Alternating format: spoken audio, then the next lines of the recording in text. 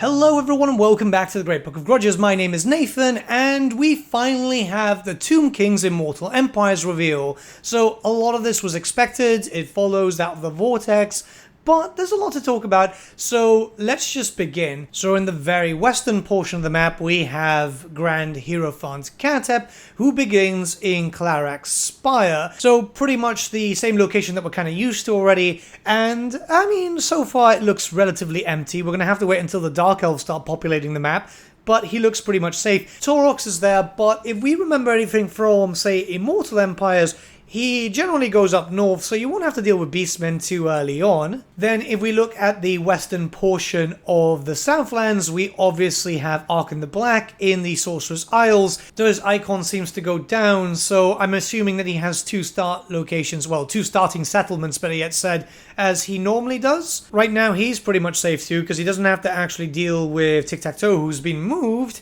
And really it's just the Bretonnian forces at the very beginning, and I'm assuming that random dwarf faction is still going to be there, so yeah, not too bad. You're not really dealing with too much until you start moving further in, where then you'll have Volkmar, Tic-Tac-Toe, obviously Cetra, Skarbrand and all that. Speaking about Cetra, he is surrounded. He is very much surrounded. Skarbrand, obviously Malagor. You've got a few different order factions which will be possible allies, but then again you're playing as Cetra, and the King of Kings doesn't really like to make alliances with lesser races.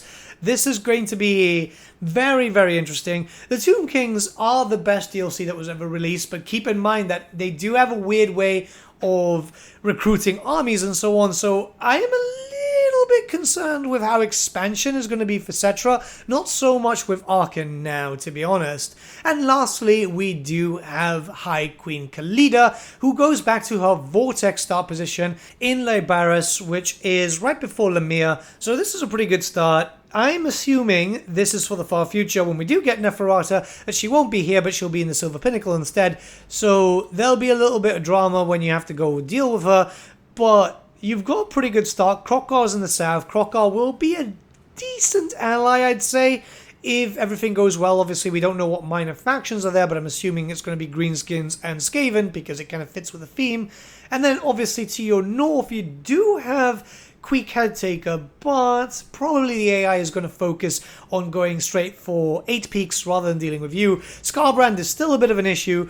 I'm not too sure how this is going to go. We're going to have to wait and see how the AI Skarbrand reacts to that location. But yeah, I'm actually quite happy. I'm quite happy. These are all law-friendly positions. It's all expected. I'm happy that Khalida isn't starting in Lustria, which she did in Mortal Empires. So yeah, all things considered, everything's quite good. The map is looking absolutely fantastic. The more factions that are getting revealed, I'm just getting super excited. But let me know your guys' thoughts in the comments below, and let's start a bit of a discussion.